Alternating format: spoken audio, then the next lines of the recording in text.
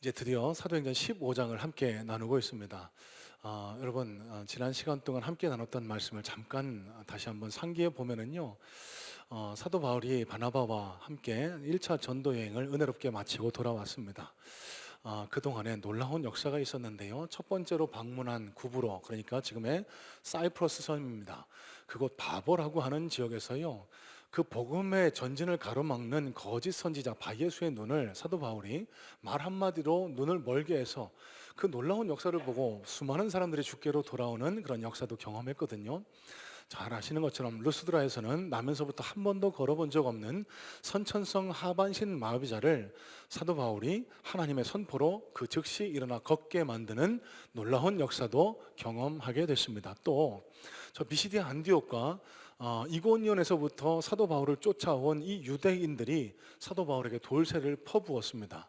죽었습니다. 죽은 줄 알고 그 시체를 성 밖으로 내다 버렸는데요, 하나님은 그를 그냥 내버려 두지 않으시고 다시 그 죽음 가운데서 일으켜 세우셔서 하나님의 길을 걸어가는 당신의 백성, 당신의 사명자를 하나님은 결단코 그냥 내버려 두시거나 포기하지 않으신다는 사실을 직접 그들에게 보여주셨습니다.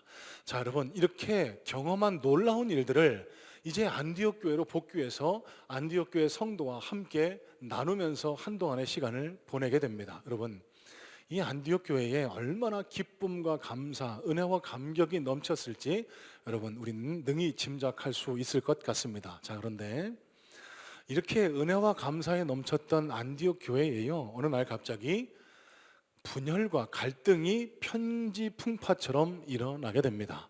자, 여러분, 사도행전 15장에 기록되어 있는 이 안디옥 교회에 일어났던 사건, 이벤트, 자, 이 교회 분열과 갈등이 생겨나고 봉합되는 과정에서 하나님께서는 오늘을 살아가는 저와 여러분들에게 어떤 하나님 나라의 교훈을 깨닫기를 원하실까?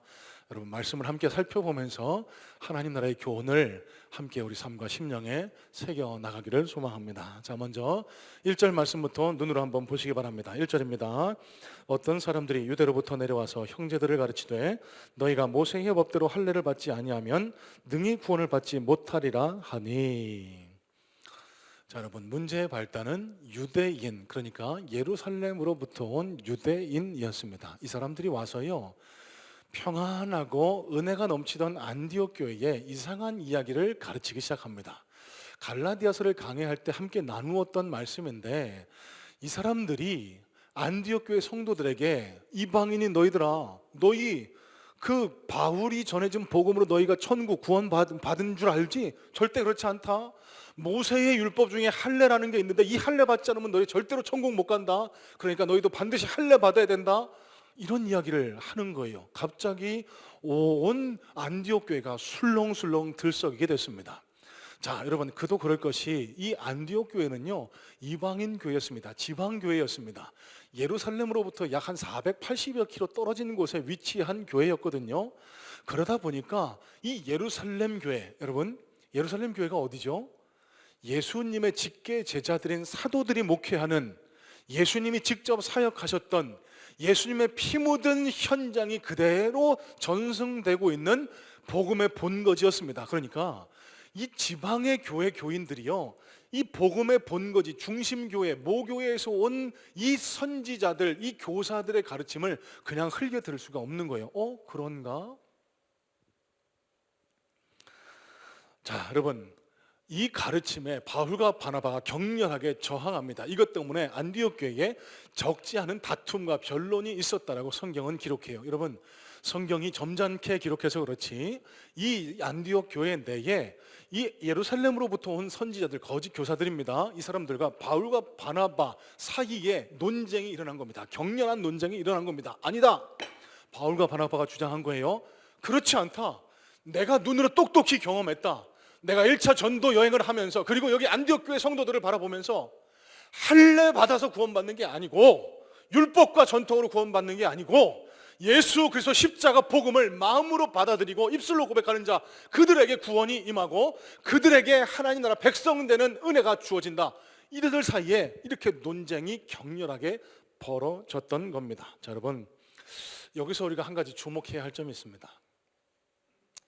예루살렘 교회로부터 온 사람들과 이 안디옥 교회에서 목회하던 바울과 바나바의 결정적인 차이가 있었습니다. 뭘까요, 여러분?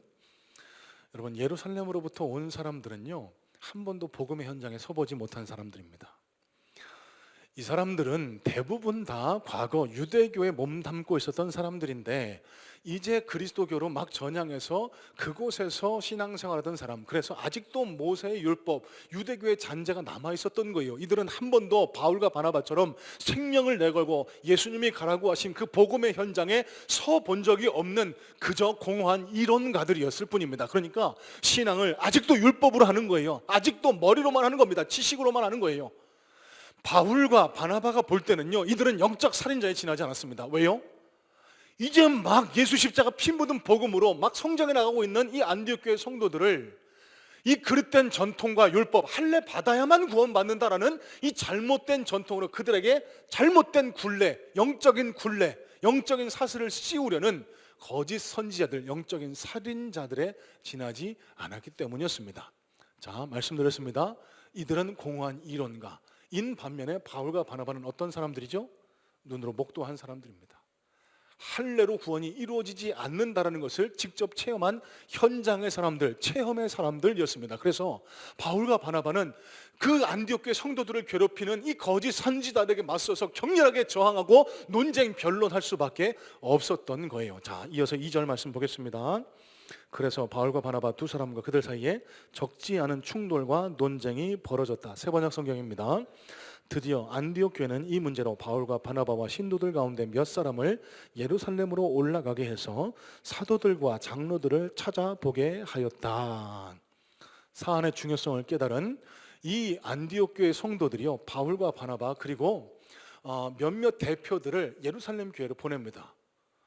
이런 거예요. 목사님, 우리가 목사님을 믿습니다만 행여나 진짜 저 사람들 말처럼 할례 안 받아서 우리가 천국 못 가면 어떡합니까? 그런 일 있으면 안 되잖아요. 그러니까 예루살렘에 가서 그 예수님의 제자들, 직계 제자들, 그 사도들에게 좀 뭐가 맞는 건지 정확한 답을 좀 받아오세요. 이렇게 해서 바울과 바나바 그리고 안디옥 교회 대표가 예루살렘 교회를 찾아가게 됐고, 그래서 모이게 된 1차 공회의, 공식적으로 예루살렘 교회의 교회 대표들이 모여서 중요한 사안을 결정하는 신학사상 역사적이고 중요한 예루살렘 공회의가 소집되게 된 거고요. 이 1차 예루살렘 공회의의 주제는요, 이방인의 할례 의무 여부였습니다. 그러니까 이건 겁니다. 이방인들이 할례를 받아야 구원받느냐, 그렇지 않느냐는 겁니다. 자, 여러분, 말씀을 계속 살펴보시면 아시겠지만 이 예루살렘 공회의에 참석한 바울과 바나바가 이 거짓 선지자들 할례 때문에 구원받는 게 아니다라고 주장을 했더니 많은 유대교 전통에 젖어있던 예루살렘 교회 성도들이 아니다, 할례 받아야 된다, 할례 받아야 됩니다, 웅성웅성 들고 일어납니다. 자, 그때 이 바울과 바나바의 주장을 지지해 줬던 한 사람이 이 예루살렘 공회의를 잠잠하게 만들게 됩니다. 그 사람이 바로 사도 베드로였습니다. 여러분, 베드로가 일어나서 이렇게 얘기하는 거예요. 여러분, 나도 이방인들은 지옥의 땔감이라고 생각했습니다. 그런데 할례 받아 마땅한 저 이방인들에게도 복음이 전해지니까 예수 믿고 구원받는 역사가 일어나는 걸 내가 눈으로 똑똑히 목격했습니다. 여러분, 할례가 구원의 조건이 아닙니다. 할례의 의무를, 사슬을 저들에게 지워서 저들을 괴롭히지 맙시다. 이렇게 바울과 바나바를 변호하게 된 겁니다. 자, 여러분, 베드로가 이렇게 바울과 바나바를 지지하게 된 데에는 결정적인 이유가 있습니다. 뭘까요? 베드로도 체험의 사람, 현장의 사람이었기 때문에 그렇습니다. 여러분, 사도행전 10장에 가이사랴에 있는 고넬료 집안의 구원에 대한 기록 우리가 함께 살펴봤습니다. 여러분, 이 고넬료 집안이 어떻게 구원받죠? 사도 베드로를 통해서. 여러분, 이전까지 베드로도요, 복음은, 구원은 유대인들, 선택받은 사람들에게만 한정되어 있다라고 믿고 그렇게 굳게 알고 있던 사람이었습니다. 그런데 요바의 무두장이 시몬의 집에 머물던 이 베드로가 한낮에 기도하다가 환상을 보게 되죠. 하늘로부터 보자기 같은 것들이 내려오는데 뭐 각종 짐승, 나는 것들, 기는 것들이 내려오면서 음성이 들립니다. 이것들을 먹어라. 먹을 수 없습니다. 내가 이것들 안 먹으려고 얼마나 노력했는데 내가 깨끗하다고 한 것을 네가 왜 부정하다고 하느냐.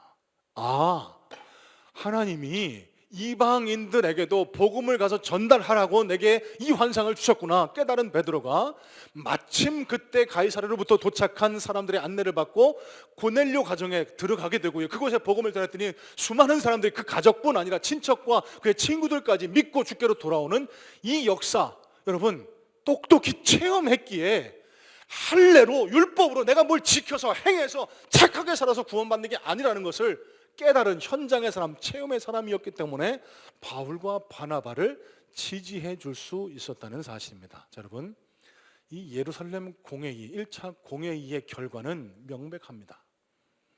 어떤 결과일까요? 생생한 체험을 했던 현장의 사람들이요, 공허한 이론가들을 깨끗이 굴복시키고 물리쳤다라는 것. 그래서 이방인들에게 할례가 구원의 의무 조건이 아니라는 명확한 판단과 결론을 내리게 되었다는 것. 자, 여러분, 여기서 우리는 중요한 한 가지 교훈을 깨닫게 됩니다. 기독교는 생명의 종교고, 기독교는 그냥 머리로 알고 머리로 느끼는 것이 아니라, 기독교는요 내 삶을 변화시키고 살아 움직이는 생명의 종교. 그래서 기독교를 진짜 경험하고 싶으신 분은 기독교를 체험할 수 있어야 돼요. 기독교를 경험해 보실 수 있어야 됩니다. 어떻게 해요?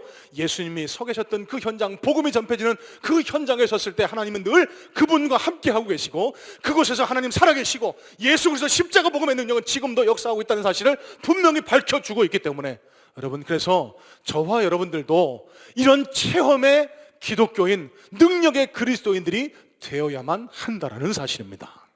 여러분, 저는 소망합니다. 저희 성문교회가 그저 머리로만 예수님을 알고 성경 지식만 쌓아가는 게 아니라 진짜 기독교, 진짜 그리스도를 체험하고 그 체험한 그 복음을 살아내므로 말미암아 저와 여러분들이 복음의 통로가 되어 하나님으로부터 사용받아서 하나님으로부터는 온갖 좋은 복과 은혜를 충만히 누릴 수 있기를 간절한 마음으로 소망하고 축복합니다.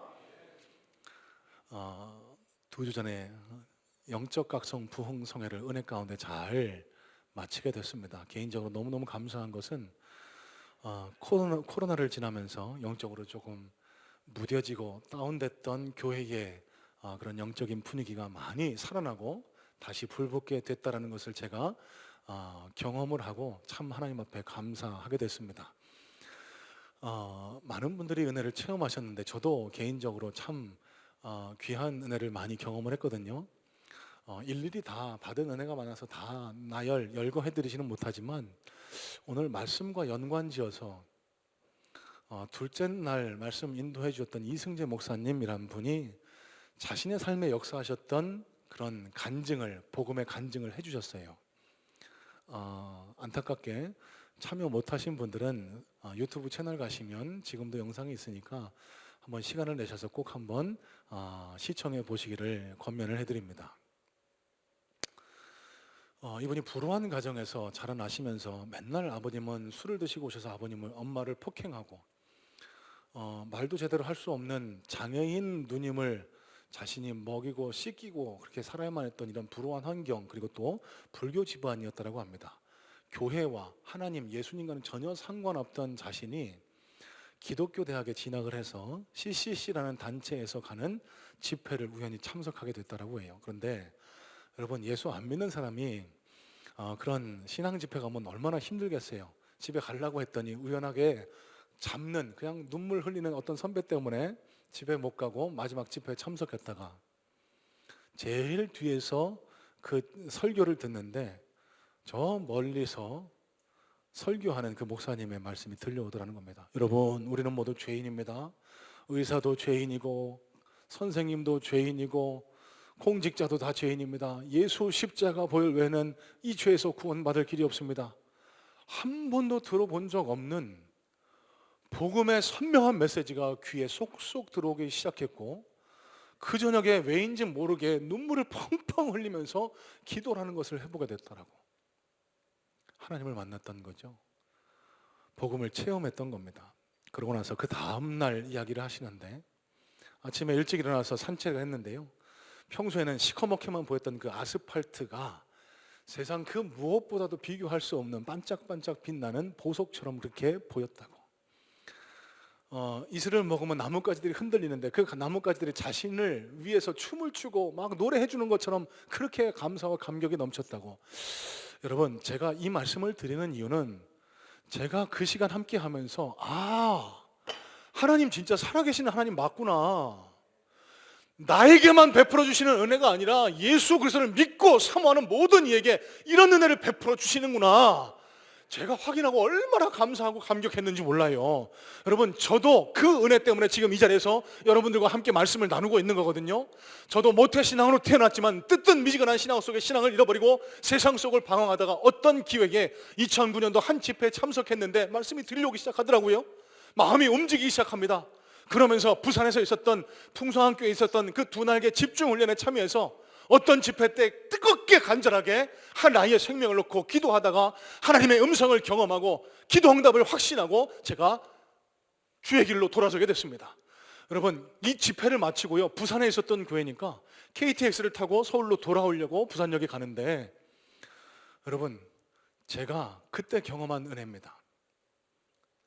지금처럼 제 곁을 스쳐가는 성도들도 아닙니다. 아무 관계없는 사람들이 천사처럼 아름다워 보여요. 얼마나 사람들이 예뻐 보이고 아름다워 보이는지. 지금은 어떻게 변했나 모르겠습니다. 10년도 넘었을 적이니까 예전에 KTX를 타려고 부산역에 가면 계단을 한참 올라가야 그 대합실을 만나게 되는데 그 계단이 몇 개인지 모르겠습니다. 그 높은 계단을 펄쩍펄쩍 뛰어서 올라갔어요. 여러분 보시는 것처럼 펄쩍펄쩍 뛸 수 있는 몸이 아니잖아요. 근데 진짜 날아갈 것 같았습니다. 진짜로요.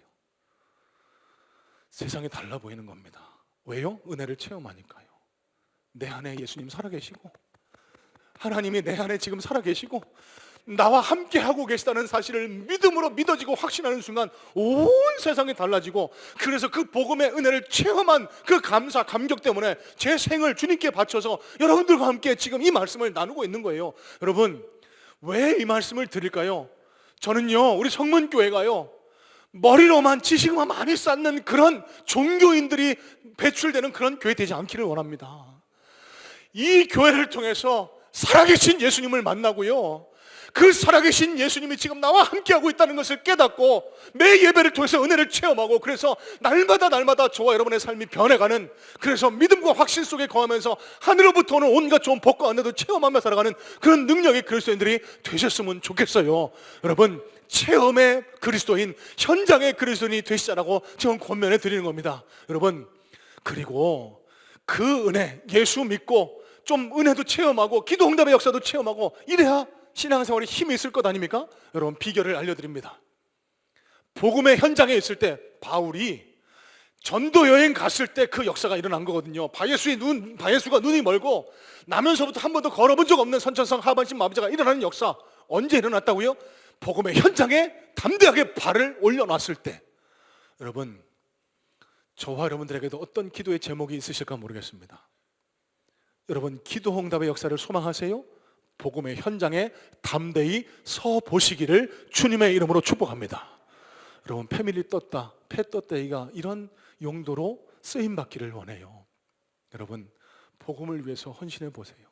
내 주변의 이웃들, 사랑하는 가족들, 영적인 가족들을 위해서 복음을 전하는데, 주께로 다시 인도하는데 여러분의 열정을, 에너지를 한번 사용해 보세요. 사도 바울에게 그러셨던 것처럼 저는 확신합니다. 하나님께서 분명히 그 복음의 현장에 하나님의 놀라운 능력의 역사를 허락해 주실 줄로 믿습니다. 그래서 저와 여러분의 삶에도 기도가 응답되고, 여러분의 가정의 문제가 해결되고, 자녀와의 관계가 해결되고, 여러분이 앞두고 있는 모든 질병과 삶의 고난의 문제들이 이번 기회를 통해서 끊어져 나가고 해결되는 놀라운 은혜의 역사가 우리 모든 성문의 성도님들에게 충만하게 경험될 수 있기를 간절한 마음으로 소망하고 축복합니다. 자, 여러분, 두 번째입니다. 2절 말씀을 다시 한번 보겠습니다.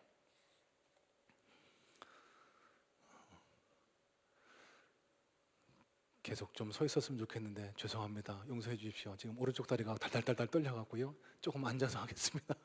자, 2절입니다. 바울 및 바나바와 그들 사이에 적지 아니한 다툼과 변론이 일어난지라. 형제들이 이 문제에 대하여 바울과 바나바 및 그 중에 몇 사람을 예루살렘에 있는 사도와 장로들에게 보내기로 작정하니라. 자, 여러분, 앞서 나눈 말씀의 내용과 조금 맥락을 같이 합니다. 이 할례 구원을 주장하는 유대인들의 그릇된 주장에 맞서서 싸우던 이 바울과 바나바, 이 안디옥 교회가요, 그래서 결정을 내리게 되죠. 목사님, 바울과 바나바에게입니다. 목사님, 우리가 할례 때문에 구원 못 받으면 어떡합니까? 그러니까 예루살렘에 가서 우리가 판결 한번 받아봅시다. 함께 가서 한번 사도들에게 한번 물어봅시다. 그래서 바울과 바나바와 그리고 대표 몇 명을 예루살렘 교회에 보내기로 한 거예요. 자, 여러분, 여기에서 바울과 바나바 입장에서 한번 생각을 해봤으면 좋겠습니다. 여러분, 바울과 바나바가 누굽니까? 예루살렘 교회 담임 목사입니다. 안디옥 교회가요, 그 안디옥 지방, 수리아 안디옥 지방의 자생한 교회거든요. 구레네와 구브로에서 온 몇 사람들이 세운 교회. 그래서 이 소식을 듣고 예루살렘 교회에서 목회자를 파송합니다. 그 사람이 바로 바나바, 초대 담임 목사가 바나바였고요. 이 바나바가 혼자 감당하기가 어려워서 그 옆지방 먼 길입니다. 5가지 가서 바울을 데려와서 함께 공동 목회, 그러니까 바울도 공동 담임 목사라고 생각해 볼 수 있습니다. 자, 그러면 이 예루살렘으로부터 온 유대인들의 거짓 가르침, 할례 때문에 구원받는다, 아니다라고 주장을 했음에도 불구하고 예루살렘에 가서 판결을 받아봅시다. 여러분, 안디옥 교회의 담임 목사였던 바울과 바나바 입장에서는 서운할 수 있습니다. 마음에 상처가 될 수 있습니다. 왜요? 여러분, 얼마나 그 성도들을 키우기 위해서, 성도들을 돕기 위해서 수고하고 노력하고 헌신했습니까? 전심을 다해서 기도하고 가르치고 그들을 위한 수고 헌신을 아끼지 않았던 담임 목사, 그들과 늘 동고동락했던 그들의 동역자, 자신들의 말은 안 믿고 저 유대로부터 온, 예루살렘 교회로부터 온 저 사람들의 말을 더 신뢰하는 것 같은 거예요. 여러분, 솔직하게 인간적인 마음에서 내 말보다 저 사람들의 말을 더 믿는 것 같은데 마음으로 섭섭하지 않을까요? 서운하지 않을까요? 자, 그런데 바울과 바나바가 얼마나 위대한 사람인지 3절 말씀을 통해서 우리는 다시 한번 깨달을 수 있게 됩니다. 3절 말씀입니다. 그들이 교회의 전속을 받고 베니게와 사마리아로 다니며 이방인들이 죽게 돌아온 일을 말하여 형제들을 다 크게 기쁘게 하더라. 자, 여러분, 이게 무슨 말일까요? 이제 예루살렘으로 파송받습니다. 에이씨, 저놈의 자식들, 우리 얘기는 믿지도 않고 말이야. 내가 그동안 내가 얼마나 공을 들였는데 나를 이런 식으로 취급해? 이러지 않았어요. 가는 길에 베니게와 사마리아로 지나가는 길에 만나는 그리스도인들을 만나서 그동안 자신들에게 베풀어 주셨던 하나님의 은혜를 증거합니다. 전달합니다. 설교했다라고 생각하시면 돼요. 그랬더니 다 크게 기뻐했다라고 성경은 기록을 합니다. 영어 성경인 NKJV는 다 크게 기쁘게 했다를 이렇게 번역을 하는데요, caused great joy to all the brethren. 그러니까 모든 믿음의 형제들이 기뻐할 수 있도록 만들었다라고 이해하시면 더 정확한 해석이 되겠습니다. 여러분, 무슨 얘기일까요? 바울과 바나바 마음속에는 서운함, 상처, 미움, 이런 감정의 찌꺼기들이 더 이상 남아있지 않았습니다. 그래? 알겠습니다. 여러분, 여러분들이 그렇게 원하시면 내가 예루살렘에 가서 사도들에게 물어오겠습니다. 서운할 수 있었지만 그런 인간적인 감정들은 다 내려놓고 가는 길에 하나님이 우리에게 베풀어 줬던 은혜를 증거하면서 형제들을 다 기쁘게 했다. 여러분, 이게 뭘 반증하죠? 바울과 바나바 마음속에 기쁨, 감사, 감격, 은혜가 넘쳐 흘렀다는 것을 우리는 살펴볼 수 있게 되는 겁니다. 여러분, 미움, 찌꺼기, 감정 찌꺼기 이런 것에 휘둘리지 않았습니다. 바울과 바나바는 하나님 쓰시기에 합당할 만큼 넓고 큰 인품과 신앙의 그릇을 가진 사람이었다는 사실입니다. 여러분, 제가 이 구절을 묵상하면서 얼마나 참 도전을 받고 감동을 받았는지 모릅니다. 저에게 장로님 한 분이요, 어느 날 대화를 하시는 중에 아마 그 장로님은 잊으셨을지도 모르겠습니다. 저에게 이런 말씀을 하셨어요. 목사님, 저는 목사님이 큰 사람이셨으면 좋겠습니다. 큰 그릇이었으면 좋겠습니다. 제가 그렇게 크지 않다는 뜻이겠죠. 자, 그런 뜻이 아닌지 모르겠습니다. 하여튼간 그런 말씀을 하셨는데 그 말씀이 제 마음에 확 와서 박히는 거예요. 제가 저를 잘 알거든요. 제가 얼마나 나약한 사람인지, 부족한 사람인지.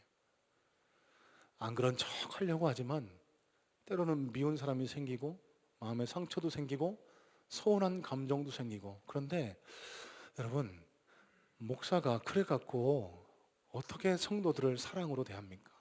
어떻게 사랑으로 하나님의 메시지를 전달합니까? 늘 그래서 주님 앞에 간절히 매달려서 간구하는 기도의 제목이 바로 이 기도의 제목입니다. 하나님, 큰 그릇을 좀 허락해 주세요. 제가 너무나 좁고 너무나 나약하고 너무나 비고 깨어진 그릇에 불과합니다. 그런데 하나님, 맡겨주신 사명을 감당하려면 하나님, 제게도 좀 큰 그릇, 큰 신앙의 그릇, 큰 인품의 그릇, 큰 인격의 그릇을 허락하셔서 맡겨주신 사명을 감당하는 데 부족함 없도록, 하나님 영광에 걸림돌 되지 않도록 주님 도와주세요. 여러분, 그래서 간신히 이렇게 버텨나가고 있는지도 모르겠습니다. 여러분, 제가 여러분들과 무슨 말씀을 나누고 싶을까요? 하나님으로부터 크게 쓰임받고 싶은 욕심 없으실까요? 하나님의 놀라운 능력과 은혜를 체험하고 싶다는 그런 소망 없으실까요? 여러분, 저와 여러분이 기울여야 할 노력이 있습니다. 큰 신앙의 그릇, 큰 인품의 그릇, 하나님 은혜를 담을 수 있는 넉넉한 그릇을 준비할 수 있어야 됩니다. 여러분, 그릇이 커야 많은 걸 담잖아요. 그릇이 요만한데 어떻게 많이 담습니까? 요만한 물컵에는요, 요만한 물밖에 담기지 않는 것처럼, 여러분, 저와 여러분의 그릇이 넉넉하게 준비돼야 하나님의 큰 은혜가 부어질 것 아닙니까? 그래서 저는 소망합니다. 하나님, 우리 성문의 성도님들에게, 저에게 큰 인격의 그릇, 성품의 그릇, 신앙의 그릇이 준비될 수 있도록 주님 도와주세요. 그래서 하나님의 영광을 위해서 잘 쓰임 받을 수 있도록 주님 도와주시고 인도해 주세요.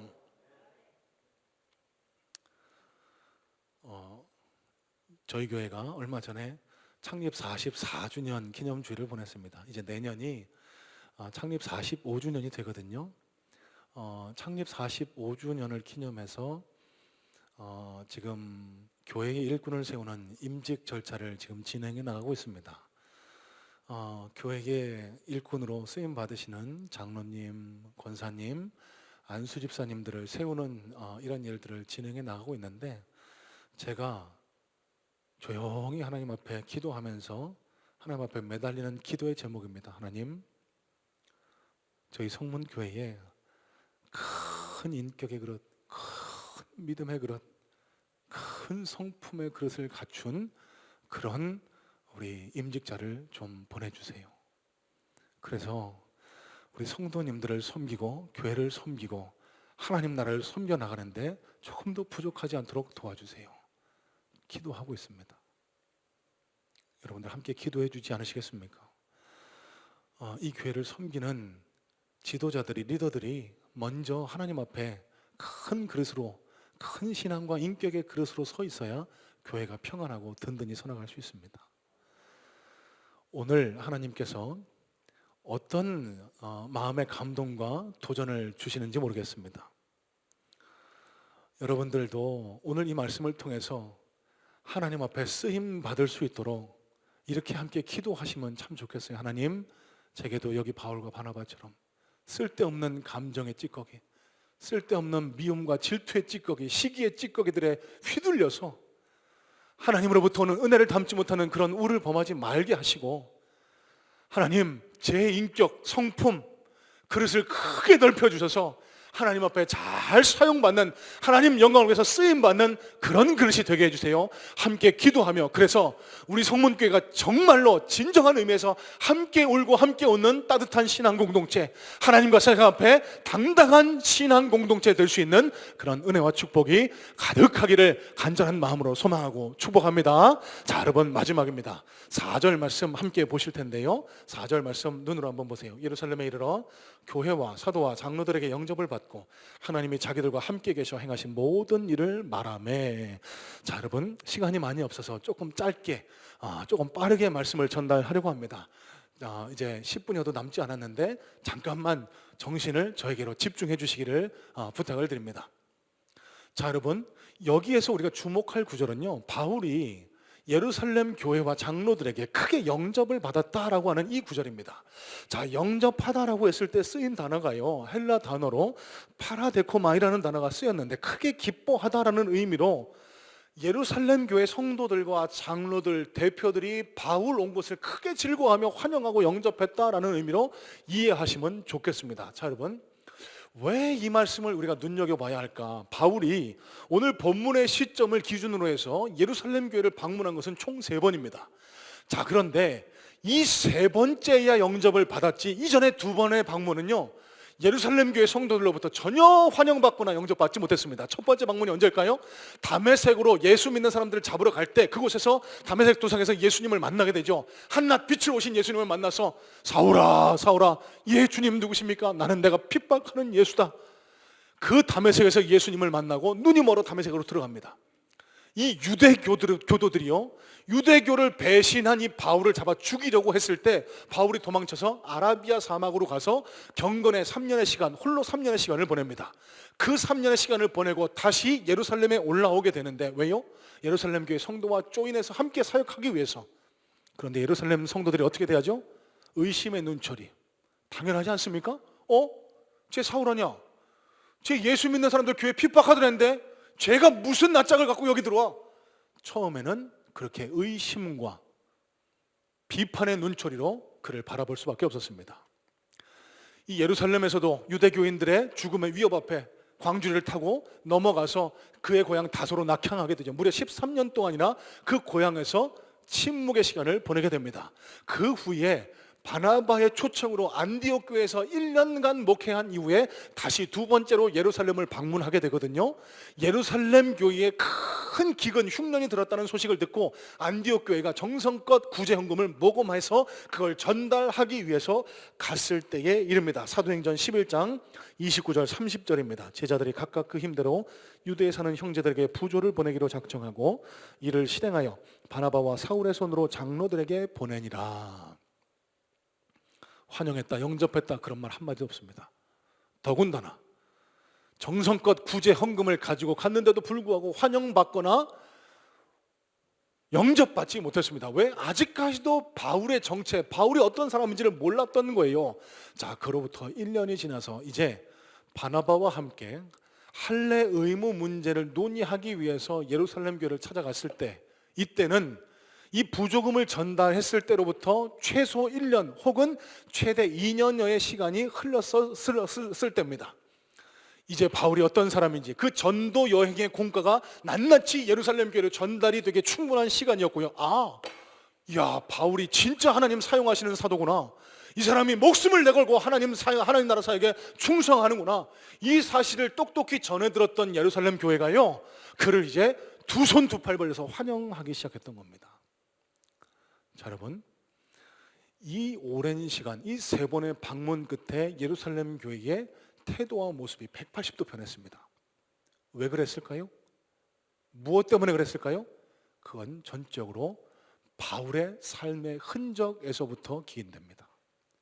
바울이 이전에는 예수를 핍박하고 교회를 핍박하던 그런 대적자로 살았지만, 이제는 복음을 위해서 살아가는 사람이라는 것이 전달됐을 때 깨어지지 않고 꽁꽁꽁꽁 그렇게 얼어있던 그들 간의 관계가, 예루살렘 교회와의 관계가 어느덧 다 녹아서 서로를 부둥켜 안고 환영할 수 있는 그런 믿음의 형제 관계로 변화될 수 있었다는 거예요. 무엇 때문에? 사도 바울의 삶의 모습 때문에. 자, 여러분, 여기서 우리가 마지막으로 우리 심령과 삶에 새겨야 할 하나님 나라의 교훈이 있습니다. 세상에서도 이런 말을 많이 하죠. 심는 대로 거두게 된다고. 여러분, 하나님 나라도 마찬가지입니다. 아니요, 하나님 나라는 더합니다.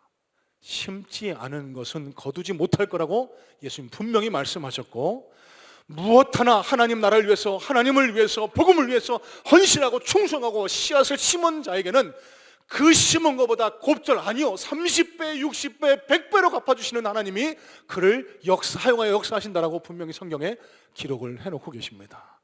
여러분, 사도 바울이 복음을 위해서 수고하고 헌신의 씨앗을 심었을 때 그 열매가 맺히게 되고 예루살렘 교회까지 전달됐다는 사실, 여러분, 저와 여러분들에게도 복음을 위해, 하나님 나라를 위해서 정성껏 우리의 헌신, 우리의 믿음을 심는 그런 결단, 그런 도전이 일어날 수 있기를 간절한 마음으로 소망합니다. 자, 여러분, 이제 얼마 안 있으면, 며칠 후면은 수능 시험이 있습니다. 많은 분들이 기도하시죠. 자, 그런데 우리가 유의해야 할 것이 있습니다. 많은 분들이 이렇게 기도하실지 모르겠어요. 하나님, 우리 아들이, 우리 딸이 공부는 이것밖에 못했는데 이것보다 더 시험을 잘 봐서 더 좋은 대학, 목표한 것보다 더 좋은 대학 가게 해주세요. 여러분, 일견 듣기에 좋은 기도 같지만 좋지 않은 기도입니다. 여러분, 심은 것 이상으로 거두게 되는 것, 여러분, 그것은 축복이 아니에요. 그건 복이 아닙니다. 우리가 해야 할 기도, 아까 이성호 장로님이 너무 옳게 정확하게 기도해 주셨는데요, 지금껏 수고하고 땀 흘린 것들을 잘 거둘 수 있도록 도와주세요. 그들의 수고와 눈물의 헌신이 헛되지 않도록 도와주세요. 여러분, 이렇게 우리가 기도하고 도와줘야 됩니다. 왜?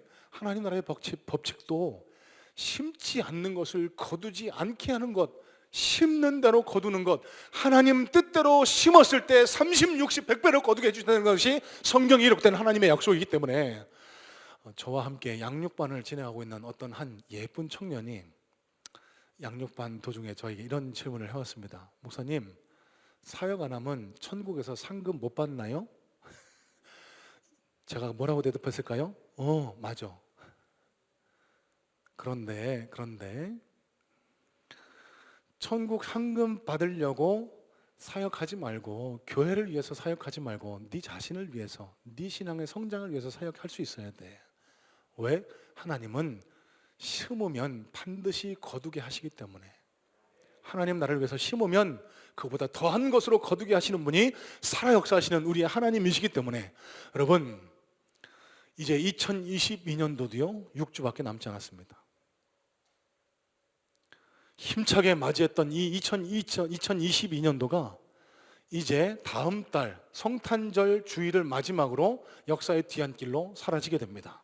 오늘 저와 여러분들에게 이런 묵상, 이런 생각 있었으면 좋겠습니다. 내가 이 1년을 지내는 동안 하나님과 사람 앞에, 세상 앞에 무엇을 심었는지, 내가 이제 결실기가 찾아왔는데 하나님 앞에 열매 맺어 드릴 게 무엇이 있는지, 여러분, 아직도 늦지 않았습니다. 하나님 앞에서 우리의 정성과 우리의 믿음과 우리의 헌신을 심어 두실 수 있기를 소망합니다. 그래서 하나님 앞에 섰을 때 부끄러움 당하지 않고, 하나님이 잘했다, 충성된 종아라고 하시면서 더한 것으로 되갚아 주시는 그런 은혜와 복을 우리 성문의 성도님들이 충만하게 누리시기를 간절한 마음으로 소망해요. 자, 여러분, 오늘 세 가지 말씀 나눴습니다. 복음의 능력을 경험하기 위해선 현장에 서 있어야 된다는 것, 복음은 이론이 아니라 체험이라는 사실, 그러기 위해서 우리는 복음의 현장에 서 있을 수 있어야 된다 말씀을 나눴고요, 큰 그릇 달라 하나님 앞에 간구하며 소망할 수 있는 그런 그리스도인 되게 해달라고, 그리고 마지막으로 하나님께서 내 삶에 놀랍도록 역사하시기 위해 하나님 앞에 정성스럽게 믿음의 씨앗, 헌신의 씨앗, 복음의 씨앗을 심을 수 있는 그런 복음의 일꾼 되게 해달라고, 여러분, 이 말씀을 잘 기억하셔서 한 주간 동안을 또 살아나가셔서 하나님의 도우심 속에 여러분의 삶에도 심는 대로, 아니 심는 것보다 30배, 60배, 100배의 결실을 거두는 그런 복된 그리스도인들, 능력의 그리스도인들 다 되실 수 있기를 간절한 마음으로 소망하고 축복합니다.